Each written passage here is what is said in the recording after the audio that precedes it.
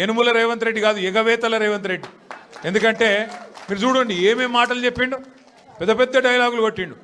కేసీఆర్ గారు 1,00,000 రూపాయలు ఇస్తున్నాడు లగ్గం చేసుకుంటే, కళ్యాణ లక్ష్మి షాదీ ముబారక్ అని నేను తులం బంగారం ఇస్తా అన్నాడు. సోనియా గాంధీ మీద ఒట్టన్నాడు, అట్లా ఆడపిల్లలకు నెలకు 2,500 ఇస్తా అన్నాడు. ప్రియాంక గాంధీ మీద ఒట్టన్నాడు. మరి అయినాయా వాళ్ళకని వచ్చినాయా? 2,500 తులం బంగారం వచ్చిందా? ముసలోళ్ళని ముంచిండు. 2,000 పెన్షన్ను 4,000 చేస్తా అని మాట్లాడిండు. వచ్చినాయా? ఇవేవి కాలేదంట. కానీ ఇప్పుడు 1,00,000 మంది ఆడోళ్ళని కోటీశ్వర్లు ఎత్తారట ఈ మొగోడు.